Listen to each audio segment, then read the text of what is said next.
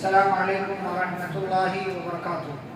بسم اللہ والصلاة والسلام علی رسول اللہ نبینا محمد وعلی آلہ واصحابہ ومن والاه واشهد ان لا الہ الا اللہ واشهد ان محمد رسول اللہ، اما بعد۔ معزز حاضرین، اسلامی بھائیوں، بزرگوں، نوجوانوں اور عزیز بچوں، اسلامی ماں اور بہنوں، پارہ نمبر 15 مکمل آج آپ نے سماعت کیا اور حضرت موسیٰ علیہ السلام اور خضر علیہ السلام کا واقعہ مکمل کرنے کے لیے مزید 16 پارے سے ایک صفحہ قرآن مجید کی تراویح میں تلاوت کی گئی۔ انشاءاللہ پارہ نمبر 15 کے تعلق سے مختلف باتیں آج ہم آپ کے سامنے پیش کر رہے ہیں۔ سب سے پہلی بات کہ پہلی ہی آیت کے اندر جو 15ویں پارے کی پہلی سورہ ہے سورہ بنی اسرائیل، اور جس کا دوسرا نام سورۃ الاسراء ہے۔ دو نام اس کا ہے، سورۃ الاسراء یا سورہ بنی اسرائیل۔ اللہ نے اس سورہ کی پہلی آیت کے اندر ہی پیارے نبی صلی اللہ علیہ وسلم کے سفر اسراء اور معراج کا تذکرہ کیا۔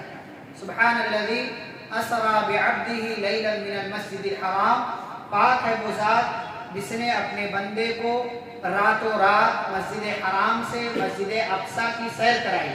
کون سی مسجد اقصی؟ الذی بارکنا حولہ، اللہ کہتے ہیں جس کے آس پاس، جس کے ارد گرد ہم نے برکتیں نازل کی ہیں۔ کیوں یہ سفر تھا؟ لنریہ من آیاتنا، تاکہ ہم اپنے پیغمبر صلی اللہ علیہ وسلم کو اپنی نشانیاں دکھائیں۔ انہ هو السمیع البصیر، بے شک اللہ سننے والا اور دیکھنے والا۔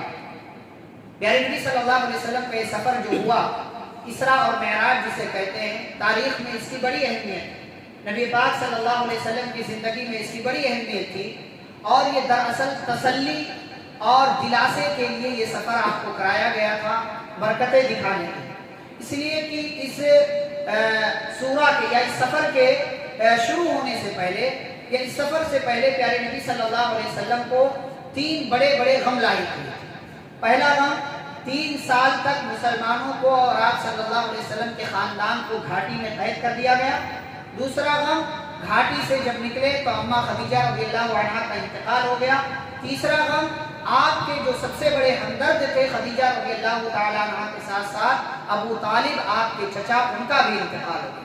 یہ 3 بڑے بڑے غم، اور ایک چوتھا غم یہ کہ ابو طالب کی موجودگی سے ابھی جو کافروں کو نبی صلی اللہ علیہ وسلم پر ڈائریکٹ حملہ کرنے کی ہمت نہیں ہو رہی تھی، اب ابو طالب کے انتقال کر جانے کے بعد ان کی ہمت بڑھ گئی اور وہ نبی پاک صلی اللہ علیہ وسلم کو جسمانی تکلیف دے گئی۔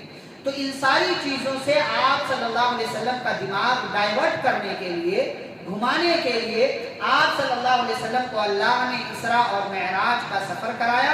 مسجد حرام سے آپ مسجد اقصی گئے، وہاں آپ نے نبیوں کی امامت کرائی، اور اس کے بعد آپ جبریل امین علیہ السلام کے ساتھ آسمانوں کی سیر پر نکلے۔ پہلا آسمان، پوری تفصیل ہے اس کی، جس کے ذکر کرنے کا یہاں موقع نہیں ہے، کبھی موقع ملا انشاءاللہ تو آپ کے سامنے بیان کیا جائے۔ حکمتوں کی باتیں ہیں اور بڑی لمبی تفصیل ہے، اس کے علماء نے اس پر خاص کتابیں بھی لکھی ہیں کہ اس کے اندر کیا سبق تھا، کیا دروس تھے اور کیا نصیحتیں تھیں۔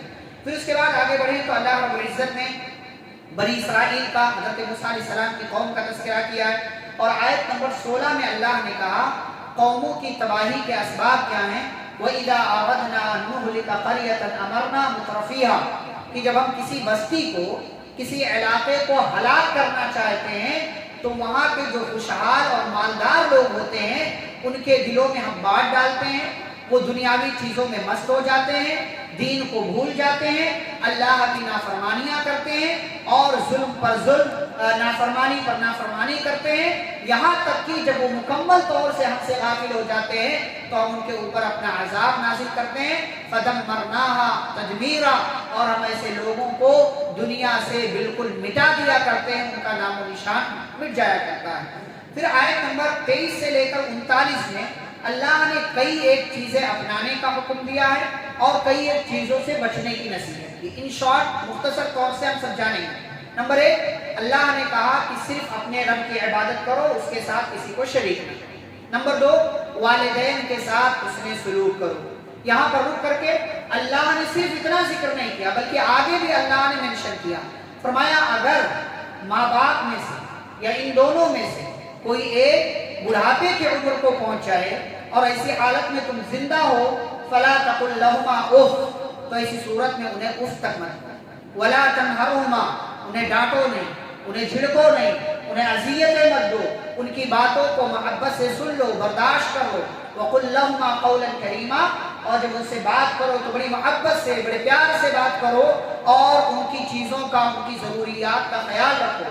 वक़्फ़िद लहुमा जनाहद्दुल्लि मिनर रहमा, और अपने रहमत के बाजू को उनके ऊपर बिछा दो कि जैसे परिंदे अपने बच्चों को बचाने के लिए अपने दोनों बाजू को बिछा दिया करते हैं, ऐसे ही अपने बाजू को, अपनी जिंदगी को, अपनी तमाम तर चीज़ों को अपने माँ बाप के लिए निछावर कर दो, कुर्बान कर दो। और याद रखो, तुम्हारे माँ बाप का तुम्हारे ऊपर बड़ा एहसान है, ये दुआ मांगना उनके लिए मत भूलो।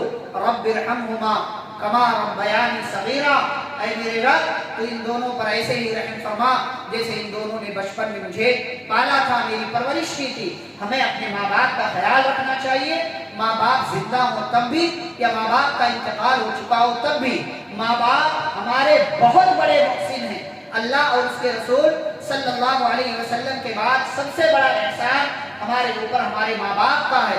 हमें अपने माँ बाप का हर सूरत में ख्याल रखना चाहिए और उनके इंतकाल कर जाने के बाद उनका सबसे बड़ा हक जो हमारे ऊपर ये होता है वो ये कि हम अपने माँ बाप के लिए मुसलसल दुआएं करते रहें, कभी उनको फरामोश न करें, उनकी ज़िंदगी को भूलें नहीं। फिर आगे अल्लाह ने रिश्तेदारों का ख्याल रखने, मिस्कीनों का ख्याल रखने, मुसाफिरों के हुकूक को अदा करने का हुक्म दिया। फजूल खर्ची से बचने की नसीहत की, फरमाया फजूल खर्ची से बचो, इसलिए कि फजूल खर्ची करने वाले ये शैतान के भाई हैं। बखीली से बचने का हुक्म दिया कि ना ही बहुत ज़्यादा अपना माल लुटाओ और ना बहुत ज़्यादा माल अपना रोक करके रख लो। रोज़ी के डर से औलाद को कत्ल ना करने का अल्लाह ने हुक्म दिया। फिर कहा जिना के करीब ना जाओ, किसी को नाहक कत्ल ना करो, यतीमों का ख्याल रखो, नाप तौल में कमी ना करो। और एक आखिरी बात, वला तक़फ़ु मा लैसा लका बिही इल्म, जिसके बारे में आपको जानकारी ना हो उसके ताल्लुक से अपनी ज़बान को हरकत मत दो। क्यों? इन्न सम्अ वल बसरा वल फुआदा कुल्लु उलाइका काना अन्हु मसूला, ये कान, ये आँख, ये दिल, ये सब बड़ी नेमतें हैं अल्लाह की। इन सारी नेमतों के बारे में एक दिन आपका रब आपसे सवाल करेगा और आपसे पूछा जाएगा, कान से भी पूछा जाएगा कि फला बंदे ने तुम्हारा हक अदा किया कि नहीं किया। आँख से भी अल्लाह सवाल करेगा, अल्लाह दिल से भी सवाल करेगा। और ये तमाम आज़ा, हमारी बॉडी के ये तमाम हिस्से अल्लाह रब्बुल इज़्ज़त के सामने हमारे खिलाफ गवाही देंगे। लिहाजा इन चीज़ों का हमें सही इस्तेमाल करना चाहिए। आगे बढ़े तो आयत नंबर 44 में अल्लाह ने इस बात का तज़किरा किया, ज़मीन और आसमान की तमाम चीज़ें अल्लाह की तस्बीह बयान करती हैं। तुसब्बिहु लहु समावातु सबउ वल अर्दु व मन फीहिन, ये जो 7 आसमान है और जो 7 ज़मीनें हैं, जैसे 7 आसमान है ऐसे 7 ज़मीनें भी हैं। ये तमाम आसमान और ज़मीन और इनके दरमियान जो चीज़ें हैं, इन पर जो चीज़ें रहती हैं, ये सब अल्लाह की तस्बीह बयान करती हैं। व इन मिन शैइन इल्ला युसब्बिहु बिहम्दी, और हर ज़र्रा दुनिया के अंदर, हर ज़र्रा, हर चीज़ कायनात के अंदर मौजूद ये तमाम चीज़ें अल्लाह की तस्बीह बयान करती हैं। ये अलग बात है कि हमारी समझ में नहीं आता है। परिंदा अल्लाह की तस्बीह बयान करता है, कीड़े मकोड़े अल्लाह की तस्बीह बयान करते हैं, ये हशरातुल अर्ज़ जो मक्खी है, मच्छर है, ये सब अल्लाह की तस्बीह बयान करते हैं। एक इंसान नादान है या अक्लमंद होने के बावजूद ये अल्लाह की कसरत से तस्बीह बयान नहीं करता है। सुब्हानल्लाहि व बिहम्दिही सुब्हानल्लाहिल अज़ीम। फिर उसके बाद आगे बढ़े तो और एक कई चीज़ें अल्लाह ने आदम अलैहिस्सलाम की पैदाइश का, शैतान के तरफ से वसवसा डाले जाने का, और यही सारी बातें अल्लाह ने बीच में जिक्र की। और आयत नंबर 70 में अल्लाह ने इस बात का तज़किरा किया कि हमने इंसान को कायनात की तमाम चीज़ों पर फजीलत और बरतरी अता की। यानी कायनात में जितनी मखलूक़ात है उन तमाम में सबसे बेहतर और बरतर अल्लाह ने इसी इंसान को बनाया है। जैसा कि अल्लाह ने सूरह 3 में भी कहा, लक़द ख़लक़नल इंसाना फ़ी अहसनि तक़वीम, हमने इंसान को सबसे बेहतरीन सांचे में डाला है। फिर उसके बाद की आयत में अल्लाह रब्बुल इज़्ज़त ने इस बात का तज़किरा किया कि क़यामत के दिन तमाम लोग अपने अपने इमामों के साथ बुलाए जाएंगे। जो जिसको अपना इमाम मानता होगा उसके साथ उसको क़यामत के दिन बुलाया जाएगा। हम और आप پیارے نبی صلی اللہ علیہ وسلم کو اپنا امام مانتے ہیں، انشاءاللہ قیامت کے دن ہم پیارے نبی صلی اللہ علیہ وسلم کے ساتھ ہمارا حشر اور نشر ہوگا اور جنت میں انشاءاللہ ان کے ساتھ رہنے کا موقع ملے گا۔ پھر بات آگے بڑھی تو اللہ رب العزت نے اس بات کا تذکرہ کیا کہ اگر جنت میں نبی کا ساتھ چاہیے تو ایک کام تمہیں کرنا پڑے گا، اور وہ کام یہ ہے کہ اذان ہو جانے کے بعد پیارے نبی صلی اللہ علیہ وسلم پر درود پڑھا۔ اذان ہونے کے بعد ہمارے یہاں اکثر لوگ ڈائریکٹ پڑھتے ہیں اللہم رب هذه الدعوة التامة، اس سے پہلے درود بھی پڑھنا ہوتا ہے، اس سے پہلے درود بھی پڑھنا ہوتا ہے۔ درود پڑھیں اور درود پڑھنے کے بعد یہ پوری دعا پڑھیں، اللہم رب هذه الدعوة التامة والصلاة القائمة آت محمدا الوسیلة والفضیلہ وابعثه مقاما محمودا الذی وعدتہ۔ اگر آپ یہ کام کرتے ہیں، پیارے نبی صلی اللہ علیہ وسلم فرماتے ہیں حلت له شفاعتی یوم القیامہ، ایسے بندے کے لیے قیامت کے دن میں شفاعت کروں گا، ایسے بندے کے لیے میری شفاعت حلال ہو جائے گی۔ تو نبی کی شفاعت چاہیے، اور شفاعت کے بعد نبی کا ساتھ چاہیے، تو اذان کے کلمات کا جواب دیں اور اذان ہو جانے کے بعد نبی صلی اللہ علیہ وسلم پر درود پڑھیں اور یہ دعا پڑھیں۔ پھر اللہ نے آگے موسیٰ علیہ السلام کا تذکرہ کیا ہے، اور پھر انہی کے تذکرے پر یہ سورہ بنی اسرائیل مکمل ہوتی ہے۔ پھر اس کے بعد مشہور سورہ سورۃ الکہف کا آغاز ہوتا ہے۔ کہف کا مطلب ہوتا ہے غار، کیو، یعنی کوئی پہاڑ ہے، اس پہاڑ میں کوئی ایسا حصہ ہے جو چھپنے لائق ہے۔ پہاڑ کے اندر ہی گھاٹی نما چیز ہوتی ہے، جگہ ہوتی ہے جہاں آپ آسانی سے جا کر چھپ سکتے ہیں، کوئی جگہ خالی ہوتی ہے، اس کو غار کہا جاتا ہے۔ کسی پہاڑ میں چھوٹا ہوتا ہے، کسی پہاڑ میں بڑا ہوتا ہے، کسی پہاڑ میں کئی ایک ہوتے ہیں، کسی پہاڑ میں صرف ایک ہوتا ہے۔ تو آگے چل کر کے اصحاب الکہف کا، غار والوں کا قصہ اللہ نے بیان کیا ہے، انہی کے نام پر یہ سورہ ہے۔ اس غار کے نام سے اللہ نے مکمل ایک سورہ رکھ دیا، اس غار کی اہمیت کو اللہ نے قرآن کے اندر ذکر کر کے اس کی اہمیت کو بڑھا دیا۔ اس کی ابتدا میں اللہ نے اپنی تعریف کی ہے، پھر نبی صلی اللہ علیہ وسلم کا تذکرہ کیا ہے کہ نبی صلی اللہ علیہ وسلم یہ لوگوں کے تعلق سے اتنے زیادہ حریص ہیں کہ لوگ ایمان لے آئیں، ایمان لے آئیں، ایمان لے آئیں، اور ایسا لگتا تھا کہ اگر یہ لوگ ایمان نہیں لائیں گے تو نبی اپنے آپ کو ہلاک کر لیں گے۔ یہ شوق، یہ جذبہ ہونا چاہیے لوگوں کے تعلق سے کہ ہم لوگوں کی اصلاح کریں، لوگوں کی غلطیوں کو سدھاریں، اور محبت اور پیار کے ساتھ لوگوں کو ہم اور آپ دین کی باتیں بتائیں۔ پھر اس کے بعد اللہ نے اصحاب الکہف کا تذکرہ کیا ہے۔ یہ اصحاب کہف کون تھے؟ اختصار کے ساتھ میں ذکر کروں، یہ چند نوجوان تھے، جس قوم جس علاقے میں رہتے تھے اس علاقے کے لوگ غیر اللہ کی عبادت اور پرستش کرتے تھے۔ ان لوگوں کو لگا کہ نہیں، یہ دنیا کی چیزیں ہمارا معبود نہیں ہو سکتی ہیں، ان کی عبادت ہم کیوں کریں؟ ان تمام چیزوں کی عبادت سے ان نوجوانوں نے اپنے آپ کو الگ کر لیا۔ اللہ نے ان کی تعریف کی، بادشاہ نے بلایا، بستی کے اندر اعلان ہو گیا کہ کچھ نوجوان ایسے ہیں جو کسی اور کو اپنا معبود سمجھتے ہیں۔ تو بادشاہ نے بلایا اور پوچھا تمہارا رب کون ہے؟ کہا ربنا رب السماوات والارض لن ندعو من دونه الہا، کہ ہمارا رب وہ ہے جو آسمان و زمین کا رب ہے، ہم اس رب کے ساتھ کسی اور کو نہیں پکار سکتے، اگر ہم نے ایسا کیا تب تو ہم بڑے ظالم ہو جائیں گے۔ اور اس کے بعد یہ مجلس جب ختم ہوئی، بادشاہ نے کچھ تو نہیں کہا، لیکن ان لوگوں کو لگا کہ ہمارے خلاف کوئی پلاننگ ہوگی، ہمیں مارا جائے گا، ہمیں قتل کر دیا جائے گا۔ یہ لوگ آپس میں لوگوں نے مشورہ کیا، اور یہ مشورہ ہوا کہ چلو کسی غار میں پناہ لے لیں۔ اب غار میں یہ لوگ چلے گئے، غار میں پناہ لے لیا، تو اللہ کے حکم سے یہ لوگ سو گئے اور مسلسل اس غار میں سوئے رہے۔ کتنے سال؟ 309 سال۔ 309 سال یہ لوگ اسی غار کے اندر سوئے رہے، اور اللہ نے ان نوجوانوں کی توحید کا، ان کے عقیدے کی اتنی زیادہ لاج رکھی کہ صرف ان کی توحید کی حفاظت کے لیے اللہ نے سورج کا سسٹم بدل دیا۔ اللہ نے سورج کا سسٹم بدل، یہ توحید کی برکت ہے کہ آپ توحید کی حفاظت کریں، اللہ کائنات کا سسٹم اور نظام آپ کے لیے تبدیل کر سکتا ہے۔ کیسے؟ غار میں وہ لوگ جہاں سوئے ہوئے ہیں، دیکھیں مسلسل اگر آپ دھوپ سے دور رہیں گے تو آپ کا جسم بیکار اور ناکارہ ہو جائے گا، کام کے لائق نہیں رہے گا۔ تو جس غار میں یہ سوئے ہوئے تھے اس غار میں ڈائریکٹ دھوپ کی روشنی نہیں آتی تھی، لیکن اللہ نے سورج کا نظام ایسا بنا دیا کہ سورج آتے جاتے ہوئے یہ ان کے اوپر اپنی روشنی ڈال کر جایا کرتا تھا۔ یہ ایک معجزہ، ایک کرامت۔ دوسری کرامت، آپ جب سوئے ہوتے ہیں یا اسی طریقے سے جب آپ مر جاتے ہیں، سوئے ہوتے ہیں تو کروٹ ہم بدلتے ہیں, ہمیں پتہ چلے نہ چلے لیکن ہم کروٹ بدلتے ہیں. لیکن جب ہم مر جائیں, دنیا سے بے خبر ہو جائیں, تو پھر کروٹ آپ بدل نہیں سکتے.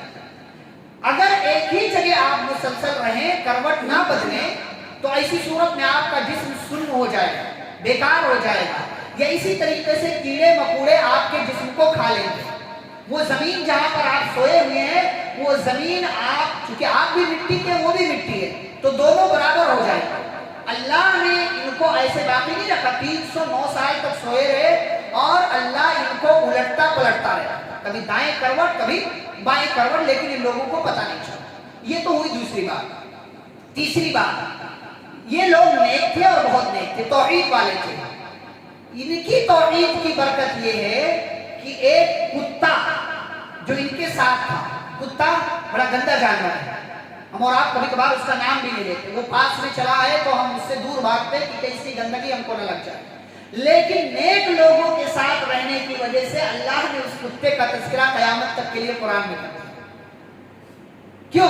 اس لیے کہ صرف نیک لوگوں کے ساتھ تھا. نیک لوگوں کا اللہ نے تذکرہ کیا تو ایک کتے کا تذکرہ بھی قیامت تک کے لیے قرآن میں محفوظ ہو گیا. نیک لوگوں کے ساتھ رہیں گے, اچھائی ملے گی. اگر آپ اپنے آپ کو نہیں سدھار سکے تو کم از کم آپ کو کوئی برا نہیں کہہ سکے گا کہ فلاں برا ہے. اگر کوئی کہے گا آپ کو برا, کہیں گے یار وہ تو اچھے لوگوں کے ساتھ رہتا, اس کو برا کیسے کہتے ہو. تو اچھے لوگوں کے ساتھ, ایک کتا اچھے لوگوں کے ساتھ ہو گیا تو اس کا تذکرہ اللہ رب العزت نے ان نیک لوگوں کے ساتھ کر دیا, اور اس کا تذکرہ بار بار کیا جہاں بھی ان لوگوں کا اللہ نے تذکرہ کیا. تو یہ تیسری بات. اب ایک لمبی مدت گزری, 309 سال گزرے, اس کے بعد یہ لوگ بیدار ہوئے. جب بیدار ہوئے تو آپس میں کہا کہ ہم کتنے دن یہاں ٹھہرے. تو کسی نے کہا ایک دن, کسی نے کہا دن کا کچھ حصہ. تو اللہ نے کہا ربکم اعلم بما لبثتم. ان کے دل میں بات ڈالی کہ بھائی چھوڑو, اس چکر میں کیا پڑنا ہے, ایک دن ٹھہرے کہ آدھا دن ٹھہرے, بھوک لگی ہے کھانے کا انتظام کرو. اب کہا کہ جو ہمارے پاس پیسہ ہے, جو تھوڑا موڑا پیسہ, کوئی ایک جائے اور یہ پیسہ لے کر کے مارکیٹ میں پہنچے اور کھانا ہمارے لیے لے کر کے آئے, اور خیال رکھے کہ کسی کی نظر نہ پڑے, بچ بچا کر جائے. اور کیا کہا کہ فَلْيَأْتِكُمْ بِرِزْقٍ مِّنْهُ وَلْيَتَلَطَّفْ, کہ جائے اور حلال کھانا جو ہمارے لیے جائز ہو وہ کھانا لے کر کے آئے, کوئی بھی کھانا نہ لے کر. وَلْيَتَلَطَّفْ, اور چپکے سے جائے, کسی کو احساس نہ ہو تمہارے بارے میں. بہرحال وہ بندہ گیا جس کو جانا تھا, مارکیٹ پہنچا, سکہ دیا تو دیکھا ارے یہ تو پرانا سکہ, اتنے زمانے کا, یہ سکہ تو اب تو یہاں نہیں چلتا, یہ سکہ اب تو یہاں نہیں چلتا, یہ تو کھوٹا سکہ ہو چکا ہے. اب جب اس نے بازار مارکیٹ والے کی, دکان والے کی نظریں کاٹ لی تو اس کو اپنی غلطی کا احساس ہوا کہ لگتا ہے کچھ معاملہ عجیب و غریب ہو چکا ہے. بھاگتا ہوا آیا اور ان نوجوانوں کے پاس پھر سے پہنچا.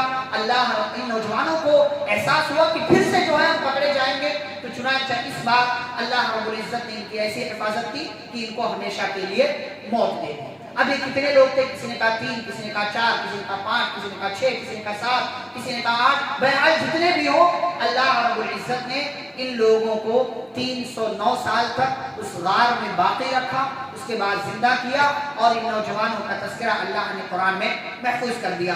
اسی ضمن میں اللہ نے ایک اور بات ذکر کی ہے. ایک مرتبہ سوال ہوا پیارے نبی صلی اللہ علیہ وسلم سے, کچھ لوگ آئے اور سوال پوچھا انہوں نے کہ اصحاب کہف کون ہیں, روح کی کیا حقیقت ہے, اور ذوالقرنین نامی بادشاہ کون تھا. یہ سوال ہوا تو نبی صلی اللہ علیہ وسلم نے کہا کہ میں کل بتاؤں گا, اور آپ نے انشاءاللہ نہیں کہا, آپ نے انشاءاللہ نہیں کہا. اگلا دن آیا, وحی نازل نہیں ہوئی, وحی نہیں اتری, جبریل نہیں آیا. تو نبی کو لگا کہ ایسا کیا ہے, اور جب کئی دنوں کے بعد جبریل امین علیہ السلام آئے تو یہ اصول دے دیا, وَلَا تَقُولَنَّ لِشَيْءٍ إِنِّي فَاعِلٌ ذَلِكَ غَدًا, کہ جب بھی کوئی کام آپ کریں, کسی کام کا ارادہ کریں کہ کل کروں گا, تھوڑی دیر بعد کروں گا, تو اس کے ساتھ انشاءاللہ کہہ لیا. اس لیے کہ صرف آپ کے چاہنے سے کچھ نہیں ہوتا جب تک رب العالمین کا چاہے. اچھا, اگر آپ انشاءاللہ کہنا بھول جائیں تو جب یاد آئے کہ ارے میں نے تو انشاءاللہ نہیں کہا تھا, جب یاد آئے تب آپ انشاءاللہ کہیں. اچھا, اسی میں ہمارے ہاں کچھ لوگ ایسا کرتے ہیں کہ اگر کوئی چیز ان کو ابھی یاد تھی پھر بھول جاتے ہیں تو کہتے ہیں ارے شٹ بھول گیا, شٹ بھول گیا. اللہ کیا کہتے ہیں, وَاذْكُرْ رَبَّكَ إِذَا نَسِيتَ, جب کوئی چیز, کوئی بات انشاءاللہ کہنا یا اس طریقے کی کوئی اور اچھی چیز بھول جاؤ تو اللہ کا ذکر کرو, اللہ کا ذکر کرو. دیکھیں سعودی عرب وغیرہ میں جو لوگ ہیں وہ اگر کوئی چیز بھول جاتے ہیں، آپ سے کوئی غلطی ہو جائے، خود بھول جائیں گے تو کہیں استغفر اللہ، سبحان اللہ، الحمدللہ، لا حول ولا قوت الا باللہ، یا نبی پر درود پڑھنے لگیں۔ آپ کوئی چیز بھول جائیں بولتے بولتے تو آپ سے کہیں گے صلی علی محمد، صلی علی محمد، نبی پر درود پڑھو، نبی پر درود۔ ہمارے یہاں کیا لوگ کرتے ہیں، ارے پتہ نہیں کس کا منہ دیکھ لیا تھا، تو نے کون سی بات کر دی، نہ جانے کیا کیا کس طریقے کے جملے بولتے ہیں کہ یہ بات میں بھول گیا، شیطان نے بھلوا دیا، فلانی نے بھلوا دیا۔ نہیں، غلط بات۔ جب بھی کوئی چیز کرنا بھول جائیں تو اللہ رب العزت کا آپ ذکر کر لیا۔ اس کے بعد بات آگے بڑھے تو اللہ رب العالمین نے دو آدمیوں کی مثال بیان کی ہے۔ ایک آدمی کے پاس باغ تھا، نہر تھی اور پیڑ پودے تھے، کھجور کا درخت تھا، انگور کا درخت تھا، لیکن وہ بڑا ناشکرا تھا اللہ کا۔ ایک غریب بندہ تھا جو اس کا دوست تھا، اس کو آ کر کے سمجھاتا تھا کہ دیکھو اتراؤ نہیں، گھمنڈ نہ کرو، اور اللہ نے جو دیا ہے اس پر شکر ادا کرو اور اس کو غریبوں میں بانٹو، تقسیم کرو، اور جب اپنے باغ میں داخل ہو تو کہو ماشاء اللہ لا قوت الا باللہ۔ جب آپ اپنی چیزیں دیکھیں، اپنا گھر دیکھیں، اپنی دکان دیکھیں تو ماشاء اللہ کہیں۔ آپ کی بھی نظر لگ سکتی ہے، آپ کو، آپ کی دکان کو، آپ کے مکان کو آپ کی بھی نظر لگ سکتی ہے، اس لیے جب اپنے گھر میں داخل ہو، گھر دیکھیں، دکان دیکھیں، مکان دیکھیں تو ماشاءاللہ کہہ لیا کریں۔ یہ بندہ بڑا متکبر تھا، تکبر کرنے والا تھا، نہیں کہتا تھا انشاءاللہ وغیرہ کچھ نہیں کہتا تھا، ماشاءاللہ کچھ نہیں کہتا تھا، اور تکبر میں اڑا رہتا تھا۔ اس کا دوست سمجھاتا تھا اور یہ اپنے تکبر میں اڑا رہا۔ ایک دن ایسا ہوا اللہ نے اس کے باغ کو تباہ و برباد کر کے رکھ دیا، اور یہ جو شرک اور کفر کی زندگی اختیار کر رکھا تھا اس نے بڑا پچھتایا اور کہنے لگا اے کاش میں نے اپنے رب کے ساتھ شریک نہ کیا ہوتا، اور جو اس نے مجھے دیا تھا اے کاش میں نے اس پر اس کا شکر ادا کیا ہوتا۔ پھر آگے بڑھیں تو اللہ رب العالمین نے اس بات کا تذکرہ کیا ہے کہ ہمارے اعمال نامے، ہمارے نام کا رجسٹر تیار ہو رہا ہے۔ ایک دن قیامت کا دن آنے والا ہے، ہمارا رجسٹر ہمارے سامنے پیش کیا جائے گا، اور ہم سارے اعمال کو جو ہم نے دنیا میں کیا ہے، کر رہے ہیں، وہ سب کچھ وہاں پر دیکھیں گے۔ اب یہ ہمارے ہاتھ میں ہے کہ ہم اپنا رجسٹر کیسا تیار کر رہے ہیں، اچھا تیار کر رہے ہیں یا برا تیار کر رہے ہیں۔ پھر اللہ نے اس پارے کے اخیر میں اور 16ویں پارے کے شروع میں موسیٰ علیہ السلام اور خضر علیہ السلام کا ذکر کیا ہے۔ 4 سے 5 منٹ میں یہ بات بتا کر بات ختم کریں گے۔ ایک مرتبہ ایسا ہوا کہ موسیٰ علیہ السلام درس دے رہے تھے، اسی بات بیان کر رہے تھے کہ قوم کا کوئی آدمی کھڑا ہوا، کہتا ہے اے موسیٰ اس وقت دنیا میں سب سے بڑا عالم کون ہے؟ تو موسیٰ علیہ السلام نے کہا میں سب سے بڑا عالم ہوں۔ اس تکبر میں نہیں کہا میں، بلکہ نبی جو ہوتا ہے وہ سب سے بڑا عالم ہوتا ہے دنیا کے حساب سے، کائنات کے حساب سے، تو اسی حساب سے انہوں نے بھی کہہ دیا۔ لیکن اللہ کو یہ بات اچھی نہیں لگی۔ اللہ نے کہا موسیٰ فلاں جگہ ہمارا ایک بندہ ہے جو آپ سے بڑا عالم ہے، جائیے اس سے ملاقات کیجیے، اس سے کچھ سیکھیے، اس کی شاگردی اختیار کیجیے، اس کو اپنا استاد بنائیے۔ موسیٰ علیہ السلام نے ایک نوجوان کو جن کا نام یوشع بن نون ہے ان کو تیار کیا، اور ساتھ میں کھانا لیا، مچھلی لیا۔ اللہ نے نشانی بتائی تھی جہاں یہ مچھلی زندہ ہو کر کے چلی جائے گی وہیں پر ہمارا وہ بندہ ملے گا۔ ان دونوں لوگوں نے سفر کیا، سفر کے لیے راستہ جو اختیار کیا، چلتے رہے، یہاں تک کہ موسیٰ علیہ السلام کو جب بھوک لگی تو کہا بھائی کہ وہ ہمارا جو کھانا تھا لاؤ دکھاؤ، ہم کھاتے ہیں، بھوک لگی ہے اور ہمیں تھکاوٹ لاحق ہو چکی ہے۔ تو اس نوجوان نے جو یوشع بن نون تھے انہوں نے کھولا تو دیکھا کہ مچھلی اس میں ہے ہی نہیں، کھانا ہمارا نہیں ہے۔ تو کہا کیا ہوا؟ کہا راستے میں ایک مقام آیا تھا، وہیں پر یہ مچھلی زندہ ہو کر کے چلی گئی ہے اور میں آپ کو بتانا بھول گیا ہے۔ عجیب و غریب طریقے سے اس مچھلی نے راستہ بنا لیا اور وہیں چلی گئی۔ کہا ارے ہمیں تو وہیں تو جانا تھا، ہمیں وہیں جانا تھا، چلو واپس پلٹتے ہیں۔ چنانچہ وہ لوگ پھر سے اسی راستے سے واپس پلٹ کر آئے۔ ایک بندے سے خضر علیہ السلام سے ملاقات ہوئی۔ موسیٰ علیہ السلام نے ان سے کہا کہ میں آپ کا شاگرد بننا چاہتا ہوں، تو کہا کہ آپ میرے شاگرد کیسے بن سکتے ہیں؟ آپ میرے ساتھ صبر نہیں کر پائیں گے، اور آپ اس چیز پر صبر کیسے کر سکتے ہیں جس کا آپ کو علم نہیں ہے؟ تو موسیٰ علیہ السلام نے کہا انشاءاللہ آپ مجھے صبر کرنے والا ہیں۔ موسیٰ علیہ السلام نے انشاءاللہ کہا آپ مجھے انشاءاللہ صبر کرنے والا پائیں گے اور اب میں آپ کی بات کی نافرمانی نہیں کروں گا۔ کہا اچھا ٹھیک ہے، آپ میرے پیچھے چلیے۔ موسیٰ علیہ السلام سے کہا میرے پیچھے چلیے، اور میں جو بھی کام کروں اس کام کے بارے میں اعتراض مت کیجیے گا، انگلی مت اس میں اڑائیے گا، سوال مت کیجیے گا، یہاں تک کہ میں خود بتاؤں۔ جب تک میں خود نہ بتاؤں کسی قسم کا سوال مجھ سے مت کرنا۔ چلے یہ دونوں آگے بڑھے، ایک کشتی میں سوار ہوئے، کشتی اچھی تھی، ٹھیک ٹھاک تھی، بہترین تھی۔ خضر علیہ السلام نے اس کشتی میں سوراخ ڈالا، اس کی ایک لکڑی نکالی۔ موسیٰ علیہ السلام نے خلاف معمول بات کو، بھائی کوئی بھی رہے گا اعتراض کرے گا کہ اچھی خاصی کشتی کو آپ نے توڑ دیا، یہ آدمی جو ہے اس سے کماتا تھا، روزی روٹی کا سامان تھا اور آپ نے توڑ دیا، اعتراض کر بیٹھے۔ تو خضر علیہ السلام نے کہا دیکھو میں نے کہا تھا نا میرے ساتھ صبر نہیں کر پاؤ گے. تو موسیٰ علیہ السلام نے کہا میں بھول گیا تھا, میری بھولی ہوئی بات پر آپ پکڑ نہ کریں, چلیں آگے بڑھیں, آئندہ نہیں کروں گا. پھر آگے بڑھے, ایک بچہ ملا, اس کو خضر علیہ السلام نے قتل کر لیا, مار دیا. پھر دیکھا عجیب و غریب حرکت, قتلت نفسا زکیۃ بغیر نفس, بغیر کسی غلطی کے آپ نے ایک معصوم کو مار کے بڑی گندی حرکت کی آپ نے. تو خضر علیہ السلام نے کہا میں نے کہا تھا نا میرے ساتھ صبر نہیں کر پاؤ گے. تو موسیٰ علیہ السلام نے کہا کہ اچھا ٹھیک ہے, اس بار معاف کر دیجئے, اگر اگلی بار سوال کروں گا تو مجھے اپنی شاگردی سے ہٹا دیجئے گا, مجھے اپنا شاگرد مت بنائیے گا. قد بلغت من لدنی عذرا, بہت ہو چکا, 2 بار میں نے اعتراض کر دیا, اگلی بار کروں گا تو ہٹا دیجئے گا. کہا اچھا ٹھیک ہے. دونوں پھر آگے بڑھے, ایک گاؤں میں پہنچے, گاؤں والوں سے کہا بھائی کچھ کھلا دو, ہم مسافر ہیں. فابوا, تو گاؤں والوں نے انکار کر دیا مہمان نوازی کرنے سے. فوجدا فیہا جدارا, آگے بڑھے تو دیکھا کہ ایک دیوار ہے گر رہی تھی. خضر علیہ السلام نے اسے سیدھا کر دیا, وہ دیوار نہیں گری. قال لو شئت لاتخذت علیہ اجرا, پھر سے سوال کر بیٹھے, ارے چاہتے تو ان لوگوں نے کھانا نہیں کھلایا اور انہی لوگوں کے علاقے کی دیوار سیدھی کرنی, چاہتے تو اجرت لے لیتے, مزدوری لے لیتے, اور مزدوری نے کیا کہ کھانا یہ لوگ ہمیں کھلا دیتے, آپ نے جی کو غریب حرکت کر دی. خضر علیہ السلام نے کہا ہذا فراق بیننا, بس بہت ہوا, چلو اب جاؤ. جدائی کا وقت آ گیا, لیکن ٹھہرو, جانے سے پہلے یہ جو تینوں کام کیا میں نے, اس کی وجہ بتاؤں گا, کہیں ایسا نہ ہو کہ آپ میرے تعلق سے غلط فہمی پال کر کے آگے بڑھ جائیں. ہم بھی بعض دفعہ ایسا ہوتا ہے نا کہ ہم کوئی کام کر رہے ہیں, آپ کو لگتا ہے کہ میں غلط کر رہا ہوں, میں موبائل میں ہوں, کیا ہر دم موبائل میں لگے رہتے ہیں, آپ کو نہیں پتا میں قرآن پڑھ رہا ہوں, ہو سکتا ہے کوئی حدیث دیکھ رہا ہوں, ہو سکتا ہے کوئی اور اچھا کام کر رہا ہوں, ہو سکتا ہے کسی کے سوال کا جواب دے رہا ہوں. خوش فہمی یعنی جس کے آپ کہتے ہیں حسن ظن رکھیں, اچھا گمان رکھیں. تو کہا کہ دیکھو جانے سے پہلے میں جواب دے دوں, کہ ایسا نہ ہو کہ آپ میرے تعلق سے ارے سب سے بڑا عالم اللہ نے کہاں بھیج دیا تھا مجھے, کس کے پاس جو غلط حرکتیں کرتا ہے. تو کہا جانے سے پہلے اسباب جان دو. تو تینوں کا سبب بتایا. اما السفینہ, وہ جو کشتی میں نے توڑا تھا وہ مسکین بچوں کی تھی جو کشتی میں کام کرتے تھے, اور اسی کشتی پر ان کا جو ہے مکمل بنیاد ہے, انحصار ہے, اسی کی روزی روٹی کے سہارے وہ لوگ چل رہے ہیں.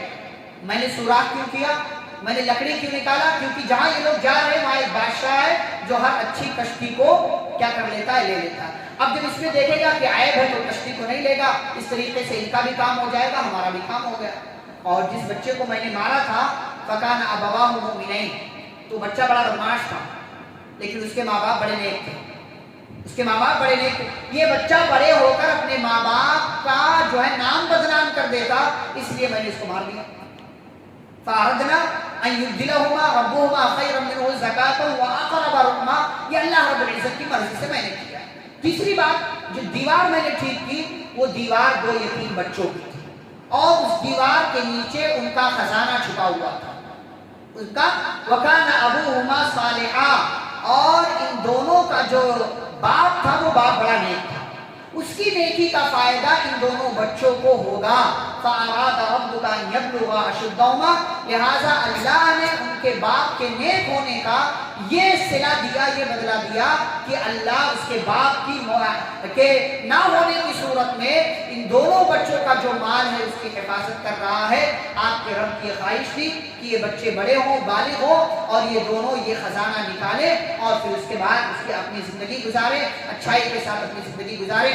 رحمت من ربک, یہ آپ کے رب کی رحمت ہے, یہ میں نے اپنی طرف سے نہیں کیا ہے, یہ سب اللہ کا حکم تھا.